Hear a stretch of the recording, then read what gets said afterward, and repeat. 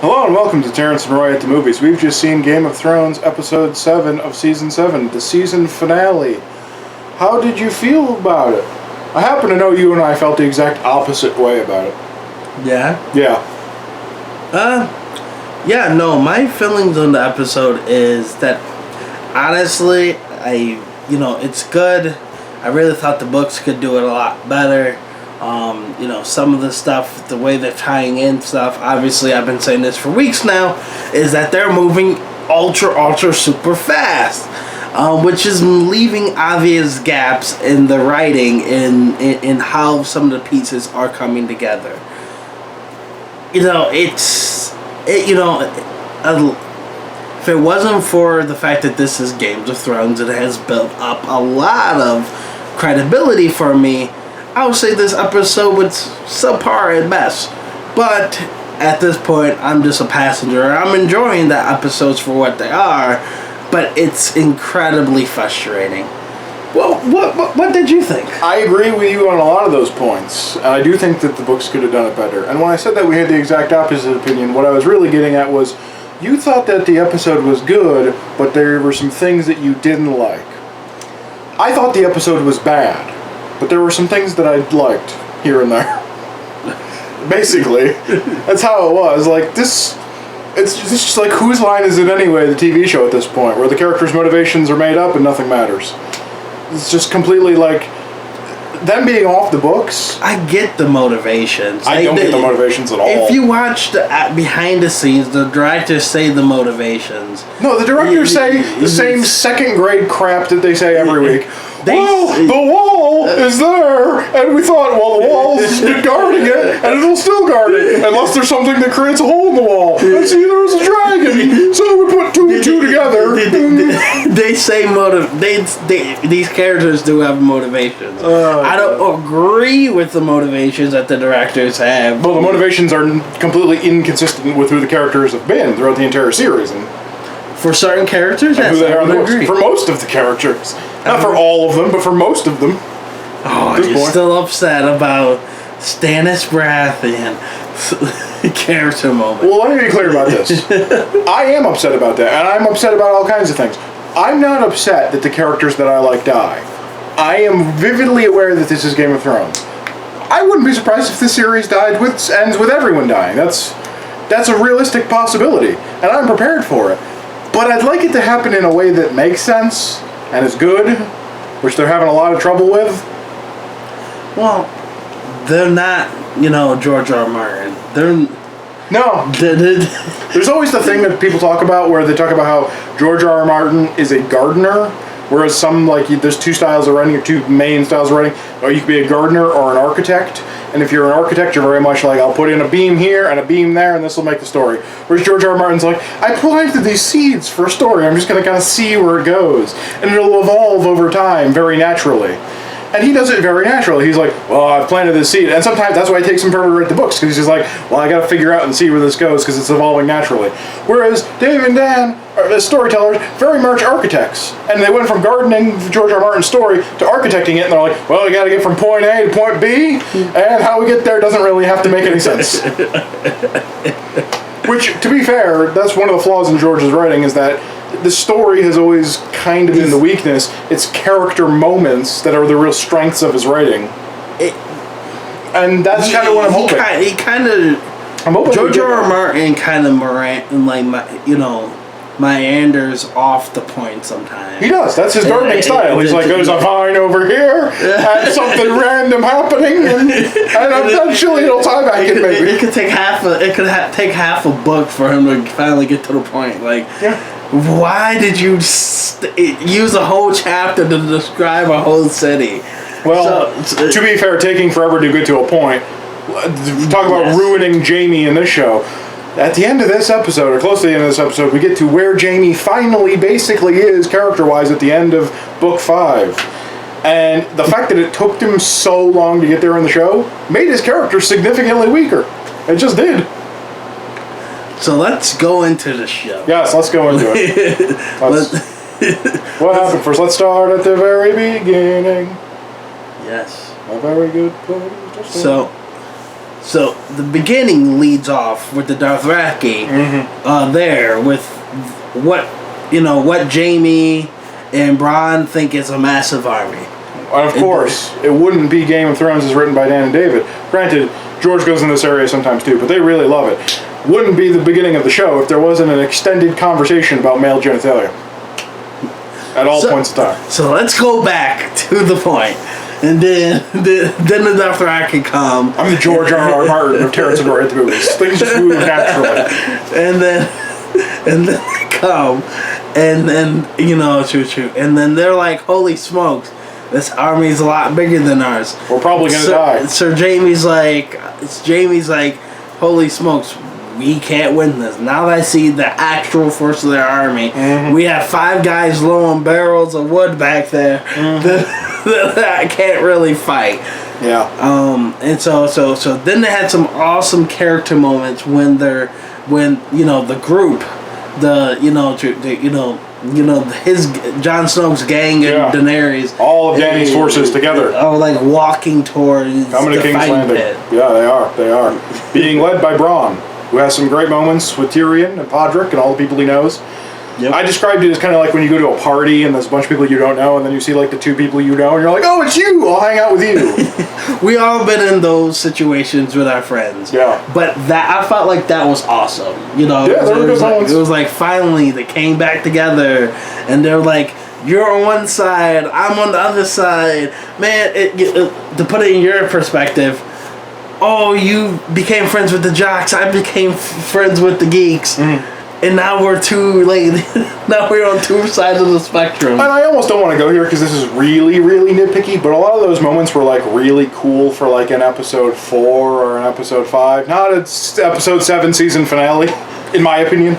If they came together and they didn't say something. I know. I'm not saying that they shouldn't have done it. I'm just saying they should have done it earlier.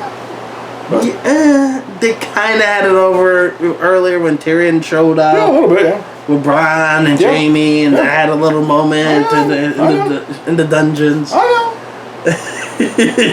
So they get, so they finally get to the arena. Yeah, the arena. And this whole thing takes place in an arena. Nobody fights in it. Do not get hype. Spoiler alert. Do not get hype. So, Cersei comes there. And the entire time I'm thinking, okay, if Cersei really wanted to make her move, a couple of well-planned archers, she could have just killed the entire commanding forces right there. It might have taken a couple minutes to kill the Hound or something, but most of them would have just gone down instantly. Yeah, so I was thinking Red Wedding. Yeah, I'm surprised she didn't do that. I'm surprised too. She was acting very out of character in some of this episode. There's no way I would have showed up and trusted Cersei not to just come in with 200 men. I will say though, they tricked me, because when she came in after them, she came in a couple minutes after them. I thought she was doing the "I'll make them wait for me" move, but it turned out Dany was doing the "I'll make them wait for me" move. Yes, it was a game of one-upsmanship and waiting for people. I get it. She comes, Cersei's like, I'm not phased. Actually, I'm surprised Cersei just didn't kill the dragons right then and there, because that was a perfect opportunity to have. Just get out one of these scorpions here. Yeah, that's what I was thinking. I would have totally had a Peter Baelish moment. It would have been I'll try my luck with the Dothraki and Unsullied at the walls. I'm just gonna kill the commanding force. And flip a coin to see if King's Landing falls or not. The Dothraki don't know how to climb ladders or barrels and take them out in no time. So, then you have the unique moment between the Mountain and the Hound. Yeah. Is it going to be Clegane Bowl hype? No, it's not Clegane Bowl get hype. It's not. It doesn't happen. It doesn't happen at all. That's the most disappointing thing. I said at the beginning of this episode, no matter what else happens in the episode, if it's not Clegane Bowl, I'll consider this episode a failure. I happen to consider this episode a failure for other reasons, but there was no Clegane Bowl, so I'm still very disappointed. So they have the moment in And I didn't really get that. Did you understand what the Hound was saying? The Hound was saying, basically, the Hound was saying, it was almost like a message to the audience. It was like, we're not going to do Clegane now, but we still might in the future. You keep waiting. But I just don't understand. Like, he was like, you know how you end. Did I miss something in the books or the TV show that ever pointed to, them fighting at the end that, like... Oh, it was just still him being angry about his face being burned in the fire when they were children. That's pretty much it. Like a lifelong grudge. But there was no, like, prediction that I have missed in the earlier season that said, hey, this is why, this is why, like, he would know why he would die. No, I mean, it was just him having a bad... I think it was like an end of the world syndrome. It was like, I always thought I'd kill you someday, and now that the world's ending, that day is soon. Okay. I don't know. So let's get past that. What did you think about, the arena? It was set up perfectly for there to be a Clegane Bowl, and there was no Clegane Bowl, so that was a real failure. A lot of characters didn't talk, for the most... Well, not a lot, but a couple of them didn't talk, and I don't know, it was very weird, kind of... political stuff, which I know the show has been political and that's a good thing, but it felt like a lot of talking for not a lot to get done. Earlier in the show when it was political stuff, a lot happened in the political conversations. This was a lot like, believe us, I don't believe you. How about now? I believe you now, but I'm not sure if I believe you enough to join you. It was just kind of went back and forth a lot, and it was very not productive. I just think that this whole thing felt forced. Like I felt like it was terribly out of character for everyone there. Yeah. Mainly because I don't see Sir Gregor go. I don't see the Hound going up to, up to the mountain and being like, We'll fight next time. That's my point, though. My point is that they only put that in because they know the fans are expecting Clegane Bowl. That was a message to the fans that says, please stand by for Clegane Bowl, not this season, but in the future. We'll fight next time. I don't see Cersei showing up and being like, let's just put it out there, bad and bougie. Like, I'm just gonna be like no. Cersei would have probably wiped them out instantly. There was some really bad writing in this episode, I'm not gonna lie. With that, I don't see Jon Snow, although he's in love with Dany, being like, oh, now I'm gonna be like Ned Stark because I need to be like Ned Stark and say the absolute honest truth. Yeah, he's like, I can't lie because I'm Ned Stark's son, and it's like. And then he literally later is like, oh, people could say that my father being too honorable was going to get him killed. Yes, that's what people say. That's what people say this whole series. Stop doing it. And then Dany didn't say anything. Dany was supposed to be the one in the power, but she just kind of sat back. No, she didn't really. She was like, I'll let everyone else. Tyrion's plans up until this point as my hand have completely failed, but I'll let him do the talking. And then, so they walk off. And then, they walk off. Tyrion follows, and then, and then that, even that kind of seemed a little forced. Oh, it was so forced. The whole scene where he goes to meet Cersei was so forced, It's awful. Everybody there at all points in that scene were out of character. Well, I just literally at the beginning of the episode, she's like, Sir Gregor killed Daenerys, and then killed Tyrion. And then kill Jon, in that order. Now Tyrion's here alone with me, but I can't kill him for some reason. I just feel like I can't. And Tyrion got like almost borderline meta there. He didn't actually completely get meta, but there was that moment where he's like, well, kill me then. Like he knew he had plot armor on. He's like, I'm Tyrion. I'm too important a character. I can't die. That's what he was like. He didn't seem like he genuinely expected to die. He was just like calling her bluff. And the only reason he'd be calling her bluff is because he knew he had magical plot armor. The characters are getting self-aware of who they are in the story. Nah, I really felt like he knew he was gonna die. I don't think so. Like when he went back and he got the the bottle of wine, I instantly said, "Man, he is a good actor." Like I believe that.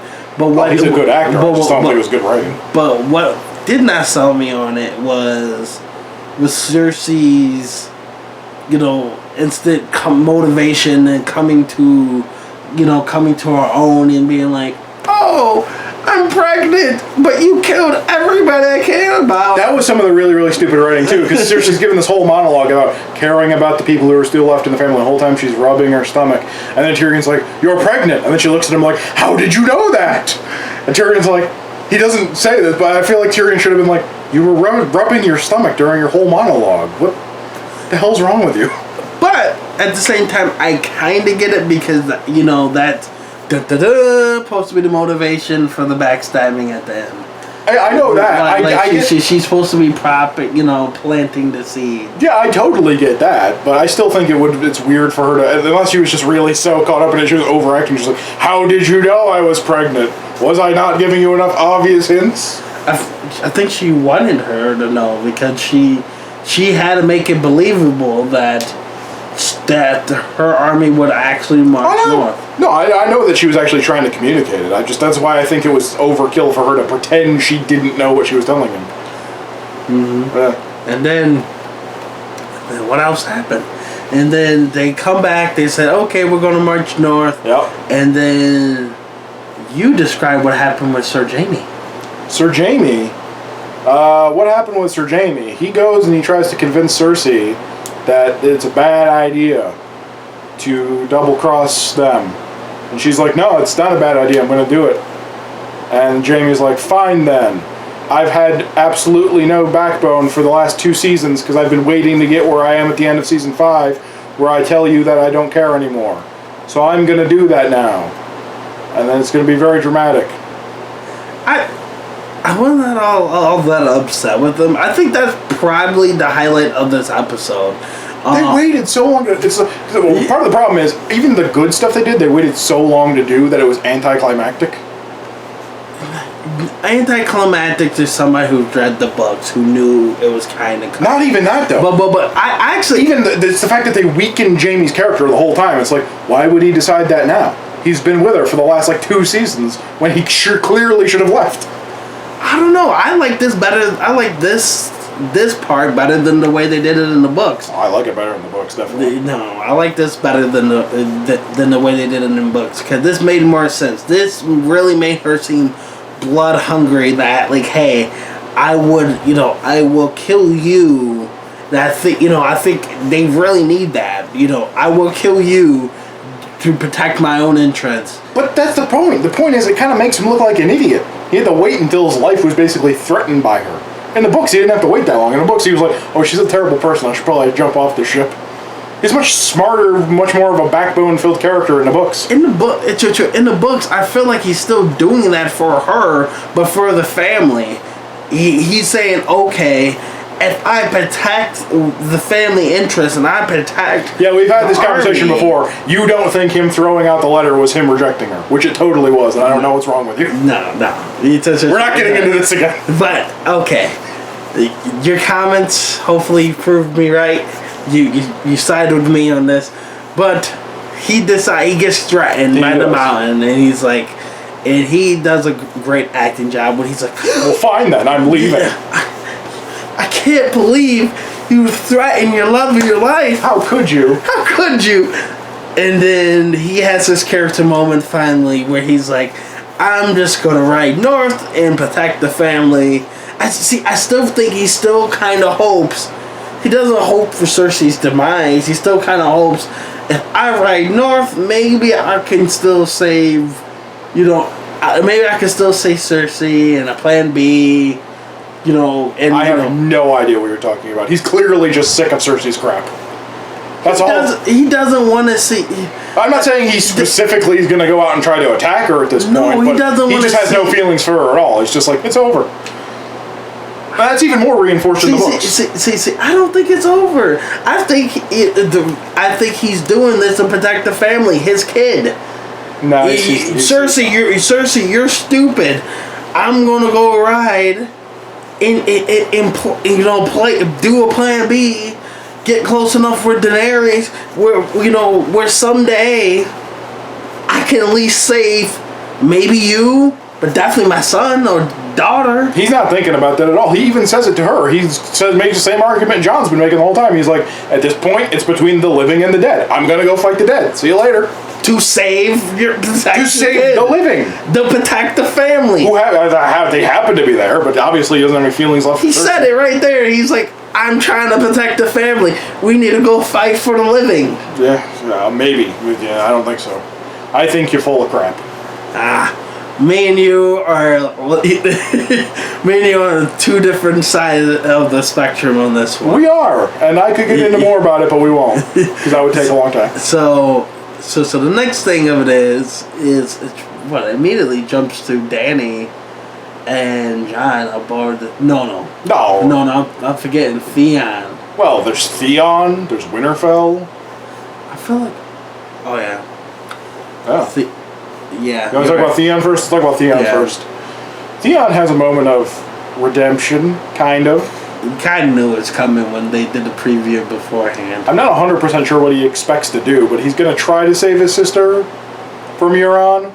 But is she with Euron? Is she at King's Landing? Where is she at this point? Who knows? I feel like Theon and the Greyjoys is like the forgotten. At one time, it was a good storyline, and now it's just not very believable because they have made Theon such a weak character that you're almost not rooting for him. Yeah, no, that's the thing. Yeah, because I know a lot of people in the room with us were like, "How does Theon not remember how to fight?" I'm like, he's been tortured by Ramsay for like 3 years. He doesn't remember a lot of things. He didn't remember his own name at one point. I did, I did figure he would be able to fight better. He did train with the Starks for more than the 3 years that he was with, Ramsay Snow. Yeah, but the 3 years he was with Ramsay Snow were a lot more recent. Since he had fought his entire life, you know what I mean. But I get it. Yeah. Yeah, so that happened. It does. He's going to go save his sister. He's going to try. We don't know how or where or anything, but we'll see what happens. You're right. I don't know how that's going to work because Euron's secretly going towards the... Yeah, Euron's secretly going to pick up the Golden Company in Essos. So I can only assume this means he's going to chase after Euron to save her and be the one who inadvertently finds that they got the Golden Company. And then sends back the Raven that's like, oh, Danny, Euron didn't actually go to the Iron Islands. He went to go to the Golden Company. But wouldn't he go to the Iron Islands? And then Euron wouldn't be there, so he'd start looking for Euron. But by the time he got back, by the time. Have you not learned anything from this season? Time means nothing. Time means absolutely nothing. That makes no sense. It doesn't have to make sense. There's no time, there's no geography, there's no character motivation. This show is bad. This show is bad. Game of Thrones is bad. Pike's over here. Pike's over here. King's Landing's here. The Golden Company's here. Eastwatch is here. Dragonstone's here. And Gendry's Raven gets there in about 20 minutes. None of this makes any sense. Okay. This is terrible. Let's just jump to your favorite part of the episode. Let's just jump to Winterfell. Game of Thrones is a bad show. It's really bad now. It's over. We'll watch it next year. We get to Winterfell. Winterfell, yeah. Yeah. Where more character assassinations happen. We get to Winterfell. Arya comes in. Yeah. See, she has everybody in front of her. Yeah. And Sansa has everybody, summons Arya. Yeah. And then has this awkward moment of where she's like, how do you plead? Lord Baelish. Which, of course, makes no sense whatsoever. Yeah, that made no sense. Because people have had this theory that Arya and Sansa are playing Baelish, but it doesn't make any sense. Because Arya and Sansa had that whole scene with the faces where Arya threatens to kill Sansa. There's no evidence that Baelish was there. There's no evidence they thought that Baelish was there. Were they having... They did all this stuff where there was supposed to be a play where they were tricking Baelish, but that was only for the audience's benefit. It didn't make sense in the context of the story. And then Bran's there, because Bran provides them all the information they exactly need, because Bran is filling his new role as Deus Ex Machina in a box. That's his whole character. His whole character is, I'll give you the information you need at the right time, but only as much as you need at the exact moment. It's horrible, horrible writing to have a character that does that. It really doesn't make any sense. Like, the whole argument that, hey, Baelish was secretly behind all this, the fact that I know Lord Royce, there's no love lost there, but Baelish wouldn't even go to Royce. Why did he do that? That was totally out of character for him. The fact that Baelish didn't think about this, the fact that Baelish didn't see this as an eventuality, the fact that the fact that Baelish thought that begging and crying and going to Royce instead of denying it and playing it cool, totally out of character for him. Yeah, I would definitely say that. It just didn't make any sense. No, none of it made any sense. It really didn't. I'm totally on board with Game of Thrones being a bad show now. I won't say it's a bad show. It is a bad show. It has good acting, but that didn't make any sense. It has awful writing. None of the writing makes any sense anymore.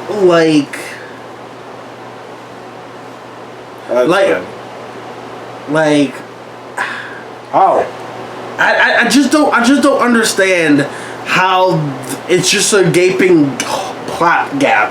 Yeah. That Sansa suddenly is on the side of Arya, and when Arya had the knife to her stomach, literally the episode before, what happened from that time to that time to have changed their motivations? It's a huge failure in storytelling and character motivations and everything. It's just, I just don't get it. It doesn't make any sense. I just don't get it. And then for Peter Baelish not to have created better alliances, better backup plan. What's literally his only hope to surviving that was the pleading. Peter Baelish has not pleaded for anything. No. Anything. This guy has been the guy pulling the strings. This guy has been the master deceiver. But now he's pleading with Lord Royce, who he already knows does not like him. Doesn't make any sense. I love Baelish, and I'm sad he's dead. But this isn't because I'm sad he's dead. Like I said, very important to realize this is Game of Thrones. Everybody could die at any moment, and it could happen. But the way it happens has to make sense and be satisfying. And then I just don't understand why the Northern Lords weren't there either. I could see something more like Peter Baelish being like, Northern Lords, are you guys going to... I don't know what Baelish would have done, but it doesn't make sense to speculate at this point because it just doesn't make any sense. No amount of it made any sense. And then it got even a little bit more disturbing. The show... In your opinion, yeah. Well, I enjoyed the scene. Okay. But it got kind of awkward in the fact that Bran is the creepiest person in the show right now. Used to be my favorite character. Yes. Narrating the truth. Now he's the worst written character. The truth, which was going alongside a sex scene. Sex scene. That Dave and Dan thought was just so cool. They did. They were like Bran's gonna narrate all over having sex. It's gonna be amazing. Could you think of somebody worse than narrate an already awkward sex scene? Like Morgan Freeman. Do you think that would have been better? Maybe like the Aegon Targaryen who was at the wall. You know. Or the Aemon Targaryen. You know who could have made it worse? Who? What? Seth MacFarlane. No, Seth MacFarlane. Awkwardly gets into he could have made it much more awkward. No, he would have made it great. We might talk about him more later this week in a different video, but. So Sam shows up and Bran's like, "Oh, Jon Snow is actually a Targaryen, and his name is Sand." Yeah, and well, he's actually a bastard, and his name is Sand because he was born in Dorne by a Targaryen. And then Sam's like, "Wait, they weren't unmarried; they were totally married because of this book I read." Yeah, that was so anticlimactic and kind of lame. This is the thing; they try to make it such a big deal, but they dropped so many hints for so long, and it's been such a big theory. It's the worst kept secret in all of everything ever, in every series ever that has theories. It's the worst kept secret. So it was totally anticlimactic. And this goes back to my point about how Bran is a terribly written character. Bran knows enough that he knows that Jon is the son of Lyanna and Rhaegar. Yep. But somehow he sees everything and knows everything and doesn't know that Lyanna and Rhaegar were married. And the only reason he doesn't know that is because Sam has that information. because Sam has to have value having that information. That's the only reason his Deus Ex powers don't extend that far. It's terrible writing. I'm just not going to explain it. But thumbs up on the sex scene. But thumbs down on the creepy Tyrion kind of standing outside the door. Like, that was so weird. What was the motivation there? I don't know. Because he's never shown that he's had any, like... Affection for Dany or anything in that way. He was like... It would make way more sense if it was Jorah. I could see Jorah doing that. The queen.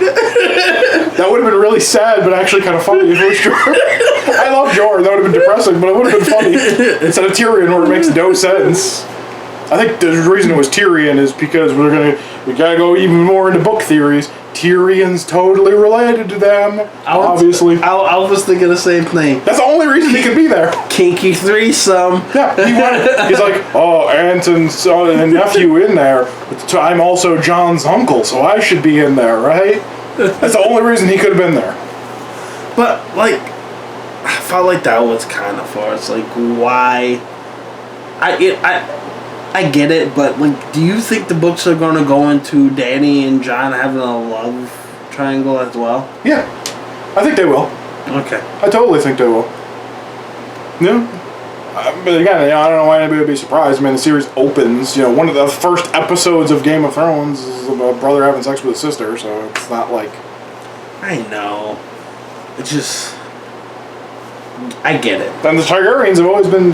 That's the thing. David and Dan in the behind the scenes, which for some ungodly reason we watched this week, where they give us their second grade explanations for why they did things. I wanted to understand what their thoughts were, because... because I wondered if their motivations... like you were wondering if there was something deeper that they were thinking. And there never is. There never is. It's always the most basic. It's always like, well, Dany and Jon. So there's never anything deeper. So then we have to again enjoyed that scene. Yeah. But then we go teleport north, where winter is finally here. It's snowing in King's Landing. I felt like they had that moment last season at the end. So I was kind of weird that they came back with the snowing in King's Landing. Well, you know why they did it. They did it specifically because it was over Jaime. And it was specifically to mirror the moment in the books, which is towards the end of the final book that's been written at this point, the 5th book. That's what it starts snowing where Jaime is, which is near King's Landing. Yeah. And it was just to mirror that. That's the only reason they did it at this point. And then finally the White Walkers are at the wall. You thinking epic battle. But in the words of David and Dan, see, the wall's been defending the country for 8,000 years, and it could continue defending the country unless there's something that could put a hole in it. And what's north of the wall? Well, there's a dragon north of the wall. And what puts holes in giant walls but a dragon and a dragon fire? So we thought we had those two things, we put those two things together. And that's it. The show is done. The wall is destroyed. Part of the wall is destroyed anyway. Yeah, I guess just how fast it happened. Yeah. The way it played out, the timing-wise, it seemed like... It genuinely seemed like to me like the Night King, forgot his keys for his house. So he had to, fumble around and be like, oh, okay, and there it is. And then they're just in. It was... Yeah. So many unnamed... a lot of wildlings died to bring us this information. It just ended off the season with 100,000 White Walkers walking past, unfazed. And I'm just thinking, if you ever looked at the map and how close everything they're going. Oh, but the North, I know they're going to speed teleport. Oh, yeah. But if it was true, the North would be absolutely fucked. Yeah. Because there's no way without that wall they could possibly stop 100,000 people, which is which is like a 3-day march to Winterfell. This is what I realized though. This is what was my revelation. I was like, oh, the entire point of the Dothraki was to try to give the South reasonable numbers. Because it was like 100,000 Dothraki. They're just there to die in a giant battle against the undead. That's all they're there for. But I don't understand. Like, it's not like they got like dragon glass weapons. I don't understand how. They're just there as a distraction. So Jon can slice his way in to the generals, and then he'll kill the generals with his dragon glass, and then once he does that, then boom, all the whites are gone, right? Yeah. Yeah. Pretty much. So that's how it's gonna happen. There's gonna be a lot of just attrition of people piling up in each other, and then bam, Jon kills one general, and Jaime kills one general, and half the forces are gone. That is true. Jaime probably will kill a general. Probably, yeah. He got the oath keeper. Yeah, he sure does. Makes sense. Oh wait, no, he doesn't have Oathkeeper. Bran still has Oathkeeper, but he has Widow's Wail. I felt like he gave it to him back. I don't think so. Maybe. Because when he killed Olenna, he had Widow's Wail. So let us know what you think. Yeah. But either way, they're both dragon glass. So tell us what you think. Tell us whether or not at this point Game of Thrones is just a bad show. It's not a bad show. From a writing perspective, it totally is, which is how I tend to approach most things. Let us know it's not a bad show. See you next Comment time below, on like our Dragon video, Ball Z. and see you guys next time. On Dragon Ball Z.